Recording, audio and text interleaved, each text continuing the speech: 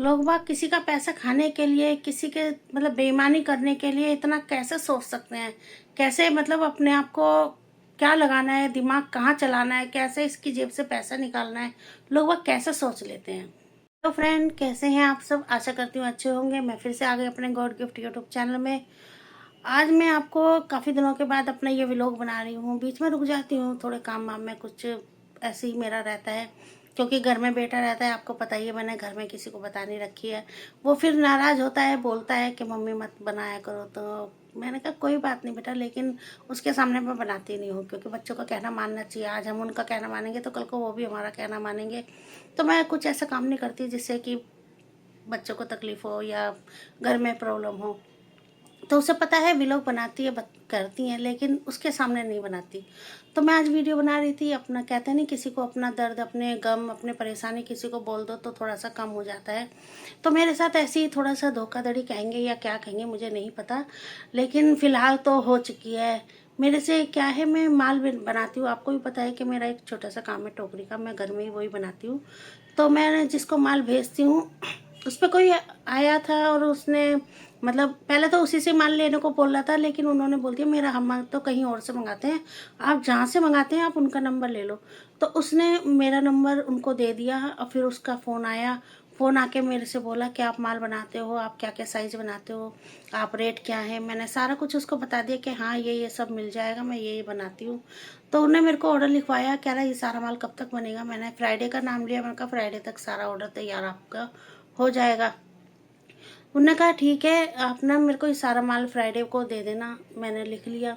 फिर थोड़ी देर बाद फिर से फ़ोन आया कि आपके पास इस वक्त कितना तैयार होगा। जो मेरे पास था मैंने सारा वो बोल दिया कि मेरे पास इस वक्त इतना तैयार है। तो उसने उसी वक्त मेरे को बोल दिया कि आप ये माल अभी के अभी भेज दो, क्योंकि ऑर्डर है, पार्टी है, और कैंसिल ना हो जाए, दिक्कत हो जाएगी। तो सामने लगता है ये कि नहीं, पार्टी ख़राब नहीं होती, कोई भी हो, किसी की भी हो, देखो काम तो एक दूसरे से ही चलता है।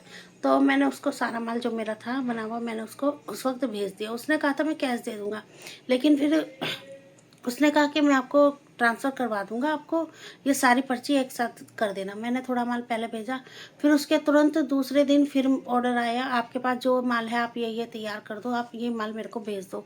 मैंने फिर से उसको भेज दिया, यानी फ्राइडे तक उसने मुझसे 3 बार माल मंगा लिया। तो फिर उसने जब मैं माल मंगा रहा था, वो कह रहा था आप ये सारी पर्ची एक ही बनाना और एक साथ ही सारी पेमेंट आ जाएगी। तो फ्राइडे को शाम को भी एक जो उस ऑर्डर से अलग था, उनने वो भी मेरे को लिखवा दिया और इमरजेंसी ऐसे टाइम दिया कि बस अभी के अभी भेजो, पार्टी ख़राब हो जाएगी, ये है वो है। तो मैंने सारा माल उसको भेज दिया। करीबन माल मेरे लिए तो काफ़ी है, उन लोगों के लिए ना हो। करीबन 90,000 का माल था, मैंने सारा भेज दिया। उसने कहा पर्ची आप ये जो माल है ये अलग बनाना, जो पहले वाला है वो सारा एक बनाना। तो आपकी ये वाली पर्ची जो पहले वाली है वो सारी क्लियर करवा दूंगा कल, यानी कि फ्राइडे को ही। मैंने सारा माल भेज दिया। फिर फ्राइडे को फ़ोन करा, मैं भाई पैसे कर दो। तो उन्होंने कहा आज त्योहार है, क्योंकि करवा था उस दिन, आज त्योहार है तो मैं सामने वाले को बोल नहीं रहा हूँ कि अच्छा नहीं लगता, मैं उसको कल बोलूँगा। तो मैंने भी सोचा हाँ होता ही अक्सर ये, मतलब टोकना अजीब अजीब बार बार लगता है। तो मैंने कहा चल शनिवार को टोक देगा। तो शनिवार को मेरे फ़ोन करने से पहले ही उसका फ़ोन आ गया कि दीदी, दीदी बोलता है कि दीदी आप ना आज क्या नाम है, बैंक बंद है, सेकंड सैटरडे की छुट्टी है। मुझे भी नहीं पता था, नहीं मैं कल उससे पैसे मंगा लेता। अब अगर आधे कर दिए तो ठीक है, नहीं तो आपके पैसे मंडे को होंगे। मैं चलो हो गया, कोई बात नहीं, मंडे का। उस वक्त थोड़ा फील हुआ कि ये क्या, मैं कहीं फंस तो नहीं गई, लेकिन थोड़ा सा अपने आप को संभालते हुए मैंने नई अच्छी सोच रख उसमें, ऐसे नहीं होगा। तो मैंने उसको पैसे मतलब माल भेज दिए रखा था। फिर उस शाम को शनिवार को फिर फ़ोन आया कि दीदी आपके पैसे तो आपके हो जाएंगे, और अगर इस साइज़ की टोकरी का ऑर्डर हुआ तो आप कब भेज दोगे। फिर मैंने कहा मैंने ऐसे ही थोड़ा सा झूठ बोला कि मैं इस वक्त घर पे नहीं हूँ, मैं घर से निकल गई हूँ, मैं अपने मम्मी के घर जा रही हूँ, मैं मंडे को मिलूँगी। तो मंडे को जो भी कुछ होगा मंडे को, ताकि उसका पैसा पता चल जाए ना, पैसे आएंगे ही नहीं आएंगे। तो मैंने मंडे का नाम ले दिया। फिर उसका कह रहा है चलो ठीक है। मैंने कहा ऑर्डर मत लेना कहीं, फिर आप मेरे को बोलो कि माल नहीं भेजा। मैंने कहा मंडे को कहना, मंडे की शाम को मैं घर पहुंचूंगी। मैंने कहा ठीक है। फिर शनिवार को तो नहीं आया, लेकिन इतवार को फिर से फ़ोन आ गया कि आप ये वाला माल मेरे को भेज दो, क्योंकि उसे पता था, उससे पहले उन्होंने पहले ही पूछ लिया था ये वाला साइज़ आपके पास बना हुआ है। मैंने भी बोल दिया था हाँ ये वाला है। तो उन्होंने कहा नहीं ये नहीं चलेगा, अभी अभी इसको आप रखो, मेरे को ये दे दो। उसको पता था कि ये साइज इस पे बना हुआ रखा है। फिर उसने शनिवार को तो छोड़ो, इतवार को मेरे को फ़ोन करने शुरू करे, आप ये माल भेज दो, इतना भेज दो। मैंने कहा भाई मैं घर पे नहीं हूँ, मैं कैसे माल भेज दूँ, और आप उससे पेमेंट की तो बोलो। कह रहे पेमेंट तो आपकी हो जाएगी, मैं कहाँ मना कर रहा हूँ, मैं पूजा पाठ वाला आदमी हूँ, मैं इसका भक्त हूँ, मैं उसका भक्त हूँ, अपना जो जिस समुदाय से वो है। तो उसने उस समुदाय का भी नाम लिया। मेरे को बड़ा वो लगा, मैंने कहा बताओ, ईमानदार है अगला, पूजा पाठ वाला है और कर देगा पैसे। लेकिन मैंने उसको माल नहीं भेजा। फिर मंडे आ गया, मंडे को भी वो जोर दे रहा माल भेज दो। मैंने कहा भाई आप माल तो पैसे तो भेजो। फिर दोपहर से शाम, फिर कल यानी मंगलवार को नाम ले दिया। मेरे से नाराज़ हो गया कि आपने माल नहीं भेज रहे हो, आप समझ नहीं रहे हो, पार्टी ख़राब हो रही है ये वो। मैंने कहा आपसे मैंने सारा पैसा लगा चुकी हूँ, आप मैं पैसा लिया था, उधार ही लिया था, ब्याज पे मैंने पैसा लिया था इस काम के लिए, किसी और काम के लिए। आपने सारा वो पैसा मेरा इसमें लगवा दिया, मैंने किसी और से माल उठवा के आपको दिया है। आप मेरा जो पैसा है वो तो करो।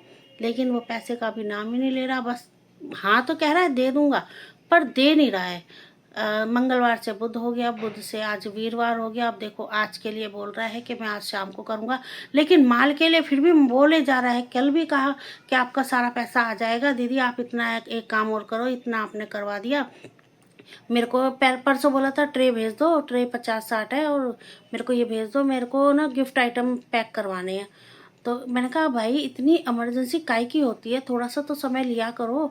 आप तो एकदम से ही बोलते हो कि अभी भेज दो, आप समझ नहीं रहे हो। उन्होंने मेरे को बोला समझ नहीं रहे हो, पार्टी खराब हो जाएगी।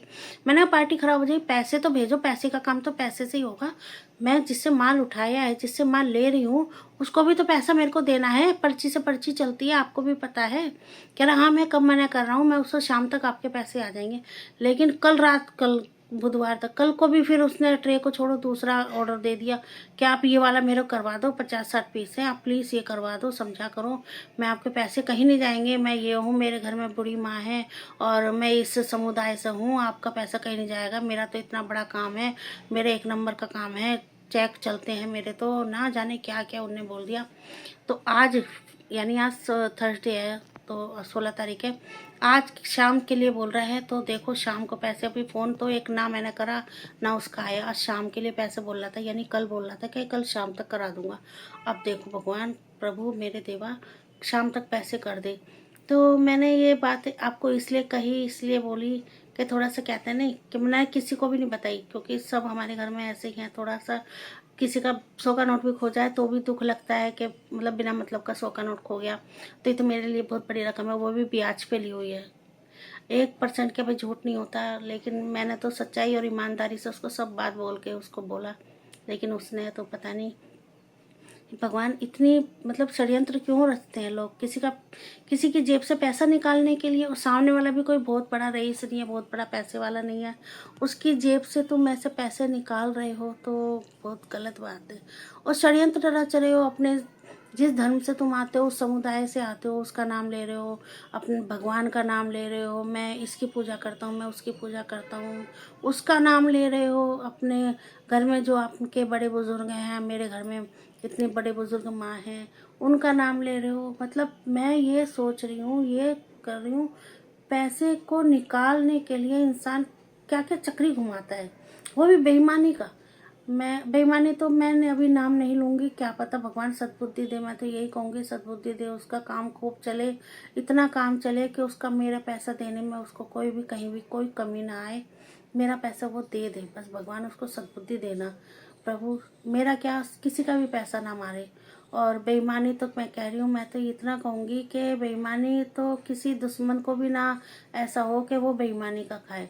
भगवान सबको ईमानदारी का खिलाए, हमारे दुश्मन भी कोई बेईमानी का ना खाए। भगवान ना करे किसी को बेईमानी का खाना पड़े।